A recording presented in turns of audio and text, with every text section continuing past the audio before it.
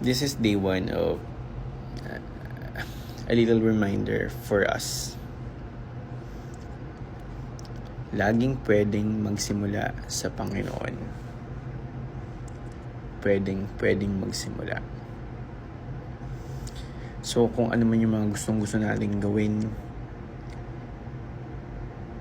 na magbibigay naman ng magandang dulot sa atin, it's time. Ito na yung simula. Good night. Hello, this is day 2 of a little reminder for all of us. Show up to the things that we like to do. Show up to the things that we like to do. Sabi dito sa nabasa ko sa book ni James Clear na Atomic Habit, sabi ko siya, we rarely think about change this way because everyone is consumed by the end goal. But one push-up is better than not exercising. 1 minute of guitar practice is better than none at all. 1 minute reading is better than never picking up a book. It's better to do less than you hope them than to do nothing at all. So yun lang, show up to the things that you like to do. Good night. Hello, this is day 3 of a little reminder para sa ating lahat. Kung kagaya kita na nahinto sa pagdi-devotion or pagbabasa ng Bible at nagjo-journal ka. So, ito na yung start. Continue doing it at gawin mo yun daily. Kasi sa totoo lang, kaya naman natin eh. Mas marami lang tayong ginagawang excuses. This time, mas marami kang gawing reason para gawin yung personal devotion natin sa Panginoon. Kaya yun, journal na. This is day 4 of a little reminder for all of us. Do not let the day end without a happy ending.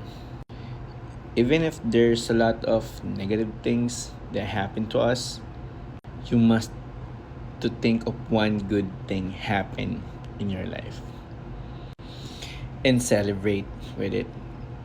So yun lang. Good night. See you tomorrow. So this is day 5 of a little reminder for all of us. The only way to stop a bad habit is to stop. The same thing. The only way to start a good habit is to start it. Good night. See you tomorrow. Hello, this is day 6 of a little reminder to all of us. In Galatians 6:9, let us not become weary in doing good, for at the proper time we will reap a harvest if we do not give up. So just keep going because there is harvest time for you and for me.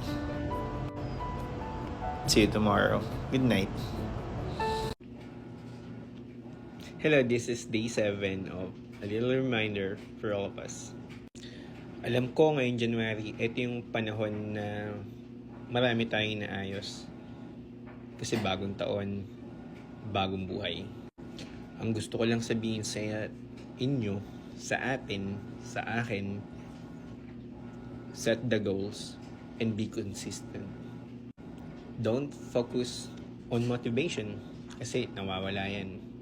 Ang dapat i-build natin ay discipline. Self-discipline. Na kahit anong mangyari, stick ka dun sa goal mo at consistent ka araw-araw. Actually, lahat ng reminder ko ay para sa akin naman. Pero kung nare-remind ka, heart and follow. See you tomorrow. Good night.